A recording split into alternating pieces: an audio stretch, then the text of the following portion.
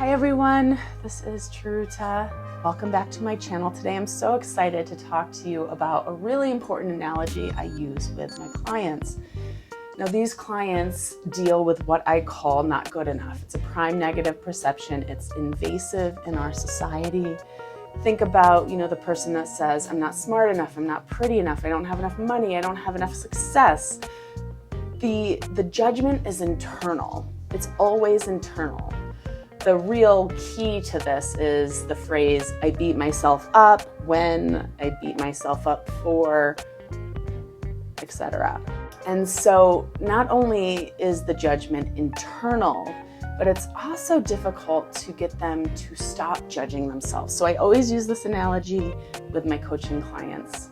So stay tuned if you can relate to this.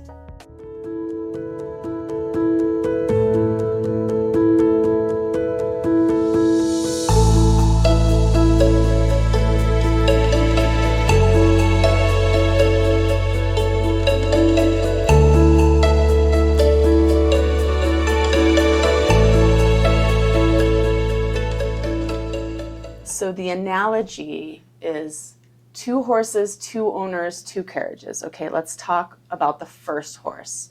So you have the owner on the carriage, and the owner is in charge of pulling this carriage with this one single horse.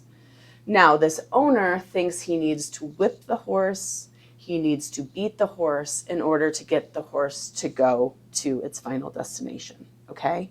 This owner whips the horse, maybe they withhold food and water because this owner is so anxious and fearful that this horse is not going to do what it's intending to do and get to the final destination. Well, guess what?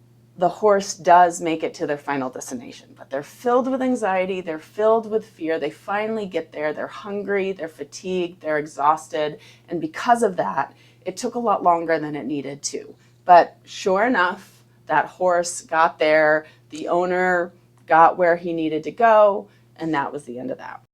Okay, let's go to the second horse. So you have an owner riding a carriage, pulling the carriage with his horse. Okay, so this particular owner is very loving, and this owner understands the need of the horse, understands that this horse needs to rest sometimes, it needs to eat sometimes. He gets off of the carriage, he pets the horse, he grooms the horse. Maybe there's a beautiful sunset and the owner of this horse takes a moment and himself and the horse, they watch the sunset.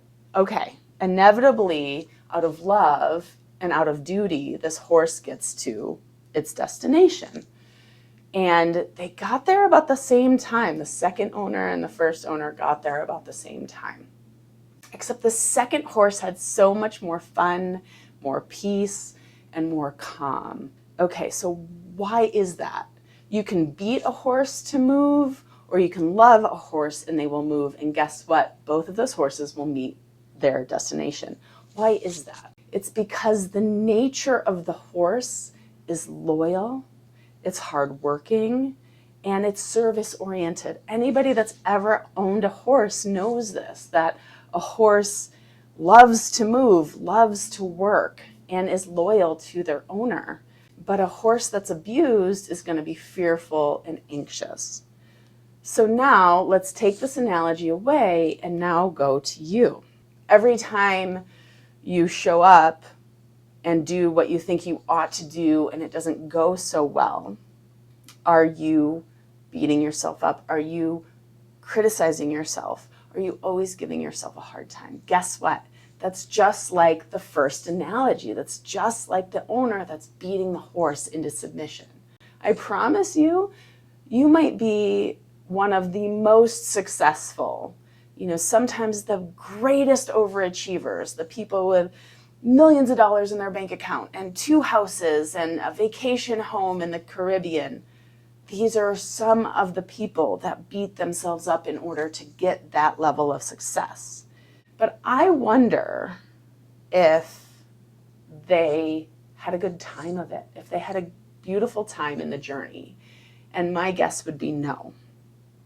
Now, what if that person who's achieving success and has, millions of dollars in their bank account and 2 homes and a vacation home in the Caribbean, has loved themselves in the process, have, made mistakes, of course, because mistakes are inevitable, but just picked themselves up and gone.